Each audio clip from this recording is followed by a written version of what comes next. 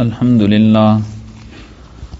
للہ وکفا وسلام علی عباده الذین اصطفى اما بعد فاعوذ باللہ من الشیطان الرجیم بسم اللہ الرحمن الرحیم الف لام میم ذالک الکتاب لا ریب فیہ ھدی للمتقین الذين يؤمنون بالغيب ويقيمون الصلاة ومما رزقناهم ينفقون صدق اللہ العظیم. درود شریف پڑھ لیجیے. اللهم صل على محمد عبدك ورسولك وصل على المؤمنين والمؤمنات والمسلمين والمسلمات وبارك على محمد وأزواجه وذرياته. سورہ بقرہ کی ابتدا میں پچھلے درس میں یہ بات ہوئی تھی کہ اللہ تعالیٰ نے قرآن مجید کے بارے میں فرمایا کہ ھدی للمتقین، یہ قرآن ہدایت ہے متقین کے لیے. آگے ان متقین کی صفات کو بیان فرمایا کہ جن کے اندر 3 صفات ہوں گی وہ اس قرآن مجید سے پوری ہدایت حاصل کر لیں گے. 3 صفات میں سے پہلی صفت کیا ہے؟ یؤمنون بالغیب، جس کے بارے میں پچھلے درس میں بھی کچھ بات ہوئی تھی. ایمان بالغیب. ایمان بالغیب کا مطلب یہ ہوتا ہے کہ انسان کسی کے اعتماد پر اس کی بات کو سچا مانے، سچا جانے، سچا سمجھے. اور شریعت میں امام الانبیاء سرکار دو عالم صلی اللہ تعالی علیہ وآلہ وسلم کے اعتماد پر آپ علیہ الصلوۃ والسلام سے جو بات نقل ہو اس کو سچا سمجھنا، سچا ماننا، یہ ایمان بالغیب ہے. اور ایمان بالغیب کا معاملہ اس لیے رکھا گیا کہ اگر ایمان بالغیب نہ ہوتا بلکہ ساری چیزیں ظاہر ہوتی پھر تو کوئی کمال نہیں تھا، کیونکہ سب کچھ دیکھنے میں آ رہا ہے. میں نے نماز پڑھی، میں گھر گیا، میرے گھر میں مجھے 10,000 روپے ملے. اب جب بھی نماز پہ جاتا ہوں ہر نماز کے بعد مجھے 10,000 ملتے ہیں مسجد میں سجدے میں، اور میں بیماری نہیں ہوتا، میرے سارے مسائل حل ہوتے چلے جاتے ہیں، اور تمام معاملات ایمان کی وجہ سے بنتے چلے جاتے ہیں. تو ایمان بالغیب نہ ہوتا پھر ہر چیز مشاہدے میں آ جاتی. بھئی اللہ ہمیں جنت دکھا دے کہ بھئی دیکھو یہ نعمتیں چاہیے، جہنم دکھا دے بھائی اس سے بچنا ہے، بچو. تو ایمان بالغیب نہ ہوتا، پھر تو ایمان بالمشاہدہ ہو جاتا. اس لیے آج کل کا جو سب سے بڑا فتنہ ہے وہ یہ چل رہا ہے، ایک علت پوچھنا. مشاہدہ تو نہیں کر سکتے اس لیے علت پوچھتے ہیں، اور ایسی باتوں کی علت پوچھتے ہیں ہمارے ذہنوں میں آتی ہے کہ جو انسان کتنی علتیں بندہ بتائے آپ کو. مولوی صاحب یہ 5 نمازیں کیوں فرض ہیں؟ 5 ہی کیوں؟ ایک آدمی نے مجھ سے پوچھا یہ جو جمعے کے دن خطبہ دیتے ہیں اس خطبے کے دوران بیٹھنے کی کیا علت ہے؟ میں نے پھر اس پہ پورا جمعہ پڑھایا. میں نے کہا اس کی علت یہ ہے کہ امام الانبیاء نے کیا ہے. حضرت عبداللہ ابن عمر رضی اللہ تعالیٰ عنہما فرماتے ہیں کہ ہم سرکار دو عالم صلی اللہ علیہ وسلم کو کام کرتے دیکھتے تھے، بس ہم کر لیتے تھے، پوچھتے نہیں تھے اس کی حیثیت کیا ہے. جب ایک بات سرکار دو عالم صلی اللہ علیہ وسلم سے ثابت ہے، اب اس کی علت کیا ہے؟ علت آپ کیوں پوچھتے ہیں؟ میرے عقل میں آئے، میری ذہن میں آئے، پھر میں مانوں. تو پھر آپ نے اپنے عقل اور ذہن کو مانا، امام الانبیاء کی بات کو تو نہیں مانا. صدیق اکبر رضی اللہ تعالیٰ عنہ کو جو اتنا بڑا اللہ تعالیٰ نے اعزاز دیا وہ اس وجہ سے تھا کہ امام الانبیاء کی جو بات تھی بغیر کسی دلیل کے مانتے چلے جاتے تھے. اور مشاہدے کے بعد تو پھر تو ایمان بھی قبول نہیں ہوتا جب آخرت کا مشاہدہ ہو جاتا. حضور اکرم صلی اللہ علیہ وسلم نے فرمایا ان اللہ تعالی یقبل توبۃ العبد ما لم یغرغر، اللہ تعالیٰ بھی بندے کی توبہ تب تک قبول فرماتے ہیں جب تک وہ غیب کا، اوپر کا، آخرت کا مشاہدہ نہ کر لے۔ جب وہاں کے فرشتے نظر آنا شروع ہو جائیں اور موت کے آثار آ جائیں اور وہ آنکھوں سے دیکھ رہا ہے، اب کتنی بھی توبہ کرے وہ توبہ قبول نہیں، کیونکہ اب ایمان بالغیب نہیں رہا۔ اور خود سرکار دو عالم صلی اللہ علیہ وسلم نے دیکھی، مشہور روایت ہے کہ آپ نماز کے دوران آگے بڑھے، پھر پیچھے ہٹے، پھر وہاں اپنی جگہ پہ کھڑے ہو گئے، پھر پیچھے ہٹے۔ تو یہ جب آپ نے فرمایا پہلے پیچھے ہٹنا، پھر اپنی جگہ پہ آنا، پھر آگے بڑھنا، صحابہ کرام نے پوچھا تو آپ نے فرمایا اللہ نے میرے سامنے جنت اور جہنم کھول دی تھی، میں نے دوران نماز دیکھی، اور اگر میں چاہتا جو آگے بڑھا تھا کہ جنت کی ٹہنیوں میں سے ایک پھلدار ٹہنی کو میں توڑ لیتا تو قیامت تک اس کا پھل ختم نہیں ہوتا، لیکن پھر فرمایا کہ ایمان بالغیب نہیں رہتا، ایمان بالغیب نہیں رہتا۔ آج ہم یہ چاہتے ہیں کہ جی اس چیز کی علت کیا ہے، اس چیز کی علت کیا ہے، اس چیز کی علت کیا ہے؟ بھائی اس کی علت یہ ہے کہ امام الانبیاء نے کیا ہے، ہم نے کرنا ہے، کیونکہ جس سے انسان کو محبت ہوتی ہے نا، بندہ اس سے علتیں اور دلیلیں نہیں پوچھا کرتا، پھر تو انسان اطاعت ہی کرتا چلا جاتا ہے۔ تو یؤمنون بالغیب، پہلی بات یہ تھی کہ ایمان بالغیب، اور دوسرا فرمایا وَيُقِيمُونَ الصَّلَاةَ، اقامت صلاۃ۔ اب آپ قرآن مجید فرقان حمید کو دیکھیے، سارے قرآن مجید میں اس طرح کہیں نہیں فرمایا گیا کہ نماز کو ادا کرتے ہیں، بلکہ یہ فرمایا گیا اقامت صلاۃ، نماز کو قائم کرتے ہیں۔ کس طرح قائم کرتے ہیں؟ اس کے تمام فرائض، واجبات، مستحبات کی پابندی کرتے ہوئے نماز ادا کرتے، پورا خیال کر کے، ایسے نہیں جیسے آیا نماز پڑھتی، ویسے نہیں۔ سرکار دو عالم صلی اللہ تعالی علیہ وآلہ وسلم سے صحابہ کرام نماز سیکھ کر اپنی نماز کی سند بیان کرتے تھے۔ حضرت عبداللہ ابن زبیر رضی اللہ تعالیٰ عنہ کی نماز دیکھیں، عین حجاج جب حملہ کر رہا ہے، مسجد کی دیوار میں گولا لگائے، فضائل اعمال میں لکھا ہوا ہے، اور وہ حضرت کے سینے اور داڑھی کے درمیان سے گزرا ہے لیکن ہلے تک نہیں۔ نماز دیکھیے، ہلے تک نہیں۔ پوچھا گیا جناب آپ نے نماز ایسی کس سے سیکھی؟ فرمایا صدیق اکبر سے۔ صدیق اکبر نے کس سے سیکھی؟ امام الانبیاء سے۔ نماز کی سند بیان کی جا رہی ہے، اور ہم نے کیسے کس سے سیکھی؟ اور جو ہمارے بڑے تھے نا، ان کو بھی اس کی دھن تھی کہ نماز ہماری بن جائے، نماز ہماری بن جائے۔ حضرت مولانا عبدالحی صاحب رحمہ اللہ تعالی بڑھانوی، یہ شاہ اسماعیل شہید صاحب رحمہ اللہ تعالی کے ساتھ تھے۔ یہ دونوں عالم تھے اور بڑے زبردست قسم کے عالم تھے۔ حضرت شاہ عبدالعزیز محدث دہلوی رحمہ اللہ تعالی سے انہوں نے کہا کہ جی آپ ہمیں بیعت کر لیں، تو شاہ صاحب نے فرمایا بھئی میں بوڑھا ہو گیا ہوں، اب تمہارا حصہ ہمارے میر صاحب کے پاس ہے، میر صاحب سے بیعت ہو جاؤ۔ حضرت میر صاحب فرماتے تھے سید احمد شہید رحمہ اللہ تعالی کو۔ اب یہ دونوں عالم، اور حضرت شاہ صاحب عالم نہیں تھے، عالم نہیں تھے، اس لیے انہوں نے کہا کہ جی ہم تو حضرت تو کچھ نہیں کہہ سکے، دل میں کہا کہ ہم عالم ہیں، وہ عالم نہیں ہیں، ہم ان سے کیسے بیعت ہو۔ تو رات کو ایک ہی مدرسے میں ٹھہرتے تھے، تینوں چارپائیاں صحن میں لگتی تھی، آپس میں بات چیت کرتے تھے۔ اب ان دونوں نے طے کیا کہ شاہ صاحب کا پہلے، یہ بھی شاہ صاحب تھے، امتحان لیا جائے۔ تو مولانا اسماعیل صاحب نے کہا کہ مولوی صاحب میں تو امتحان نہیں لے سکتا کیونکہ میں حضرت شاہ عبدالعزیز صاحب کا بھتیجا ہوں، تو یہ بڑا مسئلہ ہو جائے گا، آپ امتحان لیں۔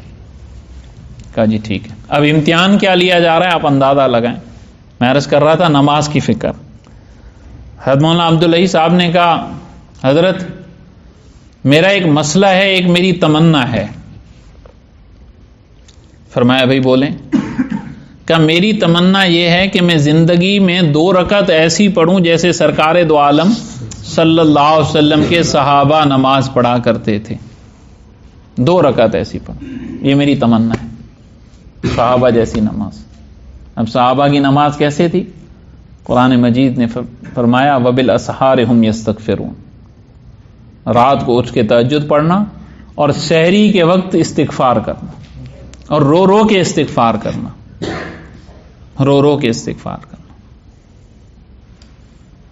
اب فرمایا کہ جب ہم نے یہ کہا تو سید احمد شہید خاموش ہو گئے, چپ. کافی دیر گزر گئی, خاموشی, ہمیں بھی نیند آ گئی.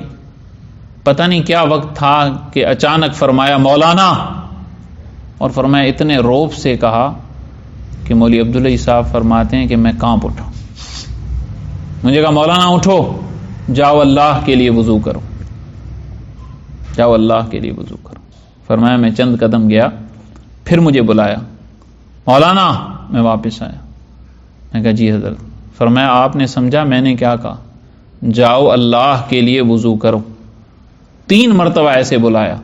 حضرت نے فرمایا میں جو وضو کے لیے بیٹھا, لوٹا اٹھایا, ادھر لوٹے سے پانی ڈال رہا ہوں, ادھر آنکھوں سے پانی بہہ رہا ہے.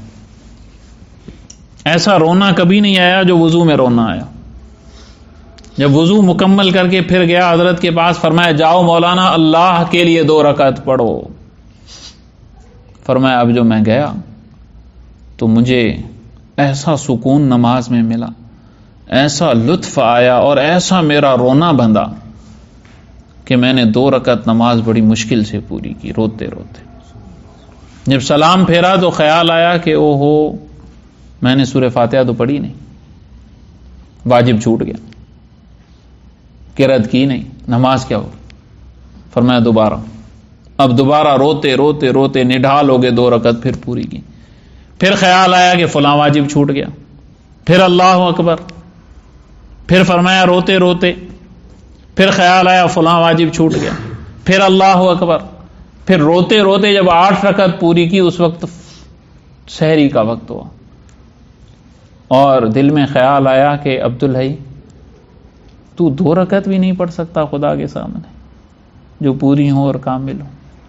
فرمایا بس میں نے رونا شروع کیا, استغفار کی. فوراً ذہن میں خیال آیا امام الانبیاء کے صحابہ کی نماز ایسی تھی, پوری پڑھ کے پھر بھی یہ خیال کہ ہماری نماز کامل نہیں, ہماری نماز کامل نہیں.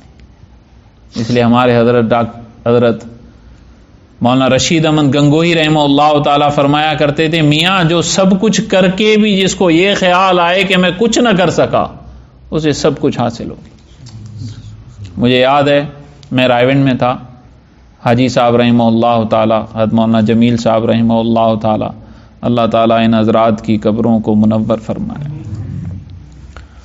حاجی صاحب بنگلہ دیش کے سفر پہ گئے. اس وقت بنگلہ دیش سے جب آتے تھے کراچی کا اجتماع ہوتا تھا, پھر چلتے چلتے نواب شاہ کا اجتماع, پھر یہ بلوچستان کا اجتماع, یہ سارے اجتماعات حضرت کرتے کرتے کرتے حاجی صاحب صبح پہنچے سحری کے وقت رائے گنج, اور فجر کے بعد وہی بیان کیا. اور بیان میں حضرت کی وہی حالت, تھکے ہوئے تھے, آرام بھی بیان بھی. اس کے بعد پھر علماء میں مولانا جمیل صاحب کا بیان تھا. تو حضرت نے فرمایا بھئی ہمارے حاجی صاحب چلے اور انہوں نے اتنا لمبا سفر کیا, سارا سفر گنوایا, اور فرمایا اب یہاں پہنچے ہیں تو حاجی صاحب تھک کر چور ہو چکے ہیں, لیکن فرمایا جب جنت میں جائیں گے تو کہیں گے کاش تھوڑا اپنے آپ کو اور تھکا لیتا, اپنے آپ کو اور تھکا لیتا. تو اقامت صلاۃ کیا ہے کہ جس طرح نماز پڑھنی چاہیے ویسے نماز کو قائم کرنا, یہ ہے اقامت صلاۃ. واجبات کا خیال رکھنا, سنتوں کا خیال رکھنا, مستحبات کا خیال رکھنا, اور ایک ایک چیز کی حرص ہونا کہ میری نماز کیسے کامل ہو جائے, میری نماز کیسے کامل ہو جائے. ایک ایک چیز کی حرص ہونی چاہیے. آپ نے پڑھا ہوگا حضرت جی مولانا الیاس صاحب رحمۃ اللہ علیہ کی نمازیں, سبحان اللہ, مغرب کے بعد جو کھڑے ہو جاتے عشاء کی نماز تک کھڑے ہی رہتے, نوافل چل رہے, عشاء کی نماز تک کھڑے. سرکار دو عالم صلی اللہ علیہ وسلم کی نماز تورت قدماہ ہو تورت ساقا ہو, پاؤں مبارک سوج جائیں، پنڈلیاں مبارک سوج جائیں. میں نے ایک کتاب میں پڑھا کسی عالم کا تھا بیان کہ اس میں نے پڑھا ہے کہ فاطمۃ الزہرا رضی اللہ تعالیٰ عنہ امام الانبیاء کی لخت جگر ہے. کائنات میں ان سے زیادہ تو کسی کا ابا افضل نہیں ہے، کسی کے بابا جان افضل نہیں ہے. تو رات کو جو کھڑی ہوئی نماز عشاء پڑھ کے 2 رکعت نماز کے لیے اللہ اکبر کہا، اور 2 رکعت پوری نہیں ہوئی تھی کہ حضرت بلال رضی اللہ تعالی عنہ نے فجر کی اذان دے دی. 2 رکعت امام الانبیاء کی بیٹی. اور گھر کا کیا عالم تھا آپ کو تو پتہ ہی ہے کہ ہاتھوں پہ نشان، سینے مبارک پہ نشان. گھر میں کوئی کام والا نہیں ہے حضور صلی اللہ علیہ وسلم کے دور میں. اور نماز ایسی تھکاوٹ کے باوجود یہ ہے، اور سلام پھیر کر یہ نہیں کہتی میری اور آپ کی طرح کہ ہم نے پوری رات نماز پڑھی. کہنے لگی اللہ میاں آپ کی رات کتنی چھوٹی ہے کہ میری 2 رکعت نماز بھی پوری. اب آپ دیکھیں نماز تو ان کی ہے. تو اس نماز پر محنت کریں، اقامت صلاۃ. اور اس پر محنت ایک یہی ہے، جیسے ہمارے یہ بھائی جماعت میں آئے ہوئے ہیں، ہم بھی ان کے ساتھ ساتھیوں کو جوڑیں کہ بھئی نماز پڑھو، نماز پڑھ لو. اور ہم اپنی نماز بھی روزانہ کے اعتبار سے دیکھیں کہ میری نماز میں کیا کیفیت ہے، میں آگے بڑھ رہا ہوں یا نہیں بڑھ رہا ہوں. حدیث شریف میں آتا ہے، ابو داؤد شریف کی روایت ہے کہ جب انسان نماز کے لیے کھڑا ہو جاتا ہے نا تو ایک شیطان پیچھے کھڑا ہو جاتا ہے، یقال لہ خنزب، اس کا نام ہے خنزب. وہ کھڑا ہو جاتا ہے اور پھر بندے کو جب بندہ تھوڑا ادھر ادھر ہٹتا ہے نا تو وہ کہتا ہے اسکر قضا، فلاں چیز یاد کر. فرمایا حالانکہ نماز سے پہلے وہ خیال ہی نہیں تھا. ہوتا ہے یا نہیں؟ یہ شیطان ڈالتا ہے. کیوں ڈالتا ہے؟ فرمایا کہ جب اللہ سے انسان تھوڑی دیر کے لیے غافل ہو جاتا ہے نا تو وسوسہ ڈالتا ہے. اس لیے ہم یہ مشق کریں کہ ہماری نماز اتنی جاندار ہو جائے. آخری بات، ہمارے حضرت جی مولانا الیاس صاحب رحمۃ اللہ علیہ کا ملفوظ میں نے کسی بزرگ سے سنا کہ نظام الدین میں حضرت بیٹھے ہوئے تھے، ایک آدمی آیا، اس نے نماز پڑھی، حضرت نے اس کو بلایا، فرمایا بھائی تم نے نماز کیوں پڑھی؟ انہوں نے کہا جی اس لیے کہ مجھے جنت مل جائے. تو حضرت نے فرمایا اچھا تم 2 رکعت پڑھ کے 2 روٹی تو مانگ کے دکھاؤ، تمہاری 2 رکعت تمہیں 2 روٹی دے سکتی ہیں. کہا حضرت یہ تو مشکل ہے. فرمایا جنت 2 روٹی سے بھی سستی ہے. میری بات نہیں سمجھی. صحابہ کرام نے اس نماز سے مسئلے حل کروائے ہیں. باغ میں پانی نہیں ہے، نماز پڑھو. امام الانبیاء کو کوئی مسئلہ آیا، نماز پڑھو. نماز سے مسئلہ حل ہو رہا ہے. مجھے یاد ہے میں بالکل چھوٹا سا تھا، بالکل چھوٹا، یہ عاصم جتنا تھا، تبھی اسکول میں پڑھتا تھا. تو میں ہمارے ہاں اسلام آباد سے ایک جماعت آ گئی ہماری مسجد میں. تو اس میں ایک مفتی صاحب تھے، وہ بیان کر رہے تھے. تو انہوں نے ایک بڑی عجیب بات کہی، میرے دل میں اس وقت بڑی لگی، بیٹھی ہوئی آج تک، کافی عرصہ ہو گیا اس کو. فرمانے لگے کہ بھئی دیکھو ہم لوگوں کی حالت کیا ہے. اگر کوئی ہمیں کہے کہ یہ بت کھڑا ہے اس کی عبادت کرو تو ہم مسلمان عبادت نہیں کریں گے. وہ کہ کر لو تمہارے مسئلے حل ہو جائیں گے، ہم عبادت نہیں کریں گے. کریں گے جی؟ اللہ بچائے نہیں کریں گے. فرمایا وہی اگر سونے کا بت ہو، اس کا ہاتھ توڑ کر وہ سونے کا ہمیں دے دے کہ لو اب تمہارے سارے مسائل حل ہو جائیں گے، ہم کہیں گے بالکل حل ہو جائیں گے. تو انہوں نے فرمایا کہ دیکھو کھڑے بت کی عبادت نہیں کی، پڑے بت کی پیچھے چلے گئے کہ اس سے مسائل حل ہوں گے. میں نے بیان کیا تھا نا ایاک نعبد و ایاک نستعین. مسائل تو وہاں سے حل ہوں گے، مسائل تو وہاں سے. اب ہم دیکھیں ہمارے ایمان کی سطح ہے کیا، کہاں تک ہم نے پہنچنا ہے بھائی. اس کے لیے ہماری جماعتیں بھی آئی ہوئی ہیں. آپ نوجوانوں کو دیکھ کے مجھے بڑی خوشی ہوئی. آپ بھائی یہ کوشش کریں کہ ہمارے اس محلے کا، اس کالونیوں کا کوئی ایک گھر بھی ایسا نہ رہے جہاں ان کی دعوت نہ پہنچے. جتنے بھی مسلمان گھر ہیں نا وہ ساروں تک ہماری دعوت پہنچ جائے. پتہ نہیں ان بزرگوں کی برکت سے اللہ تعالیٰ کسی کو نمازی بنا دے، کسی کو دیندار بنا دے، ہمارا اس میں حصہ پڑ جائے گا. اور ہمیں پتہ بھی نہیں ہوتا بسا اوقات بندہ کہاں سے کہاں پہنچ جاتا ہے. ہم صرف ایک بات کرتے ہیں. مجھے یاد ہے ہمارے ایک استاد، اللہ تعالیٰ ان کی مغفرت فرمائے، اسکول کے استاد، تو وہ میں وہاں عیدگاہ کی مسجد میں نے درس شروع کیا 10 سال پہلے، تو وہ وہاں تشریف لاتے تھے میرے درس میں بڑی محبت سے. تو آتے رہے، تشریف لاتے رہے. کوئی سال 2-3 گزرے، ہم کسی مجلس میں جمع ہوئے، میرے استاد بھی موجود تھے، میں نے ان کو جا کے مصافحہ کیا. تو بھری مجلس تھی. انہوں نے پکڑ کے کہا کہ بھئی میں ان کا استاد ہوں اور یہ میرے استاد ہیں. بھری مجلس میں کہا. تو میں نے کہا استاد جی میں تو آپ کا شاگرد ہوں. فرمایا نہیں، آپ بھی میرے استاد ہیں. پھر فرمانے لگے بیٹا مجھے رات کو 2 بجے کے بعد نیند نہیں آتی، میں 9 بجے سوتا ہوں، 2 بجے اٹھتا ہوں. میں نے سب ڈاکٹروں کو دکھایا ہے لیکن مجھے نیند نہیں آتی اور مجھے مسئلہ بھی نہیں ہوتا. پھر 24 گھنٹے ٹھیک ٹھاک رہتا ہوں.